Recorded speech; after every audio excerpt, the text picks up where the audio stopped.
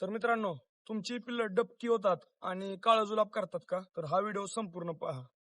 तर मित्रांनो, प्रामुख्यानं पिल्लं डबकी होण्याचं आणि काळजुलाब करण्याचं कारण जे असतं, म्हणजे जर समजा त्याचं 1 महिना वय झालेलं असेल, तर त्याचं डिवॉर्मिंग म्हणजे जसं की सोप्या भाषेत सांगायचं गेलं तर जंतनाशक जे आहे ते आपण केलं पाहिजे. तर प्रत्येक वेळेस व्हिडिओच्या कमेंटमध्ये मला प्रश्न असतात, की सर पिल्लांसाठी काहीतरी टॉनिक सांगा. की बाबा पिल्लं लहान राहिले, डबकी झालेत. तर मित्रांनो त्यात टॉनिक पाजून नाही चालणार. तर त्याच्यासाठी आपल्याला सगळ्यात पहिलं जंतनाशक करून घ्यायला लागणार. तर मित्रांनो काय होतं ना पिल्लू 1 महिना होईपर्यंत माती खातं. त्याच्यामुळे त्याच्या पोटामध्ये बॅक्टेरिया निर्माण झालेले असतात. त्यामुळे म्हणजे निर्माण झाले असतात. त्यामुळे त्याचं जंतनाशक करणं खूप गरजेचं असतं.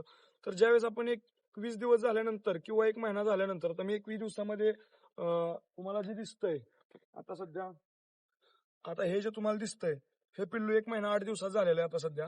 तर ह्याचं मी 21व्या दिवशी जंतनाशक केलं तुम्ही बघा कुठंच तुम्हाला दिसणार नाही डबकं झालेलं आहे. एकदम चमक वगैरे व्यवस्थित आलेली आहे. तर मित्रांनो विषय कसा आहे त्यामुळं वेळेच्या वेळेला जंतनाशक करणं गरजेचं आहे.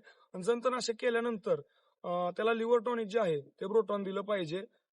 कमीत कमी 4 ते 5 दिवस सलग ब्रोटॉन दिलं पाहिजे.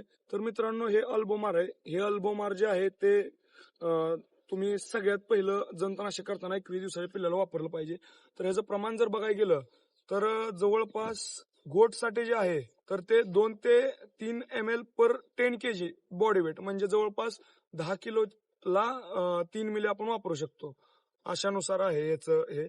तर आपलं पिल्लू जर समजा 10 किलोचं असेल तर आपण 2 ते 3 ml पाजू शकतो त्याला. त्याच्यापेक्षा जास्त नाही पाजायचं कारण जुलाब लागतात आणि त्याच्यानंतर टेम्परेचरवरती पिल्लू जातं. आणि त्याच्यानंतर ज्यावेळेस आपलं हे जंतनाशक होतं त्याच्यानंतर ब्रोटॉन जे आहे लिव्हर टॉनिक ब्रोटॉन कंटिन्यू 3 ते 4 दिवस वापरलं पाहिजे जेणेकरून त्याच्या लिव्हरवरती जे आहे ते जंतनाशक केल्यानंतर त्याच्या लिव्हरवरती ताण आलेला असतो. तो ताण दूर करण्यासाठी लिव्हर टॉनिक गरजेचं आहे. आणि त्याच्यानंतर परत तुम्ही जे काही असू द्या टोनोबुस्ट असू द्या मल्टीस्टार असू द्या व्हायटामिन कोणतंही टॉनिक असू द्या ते त्याच्यानंतर आपण सुरू ठेवलं तर चालतं. तर मित्रांनो माहिती कशी वाटली कमेंटमध्ये नक्की सांगा. माहिती आवडली असेल तर लाईक करा, शेअर करा. तसंच अशाच नवीन नवीन माहितीसाठी आपल्याला फॉलो करायला विसरू नका. धन्यवाद.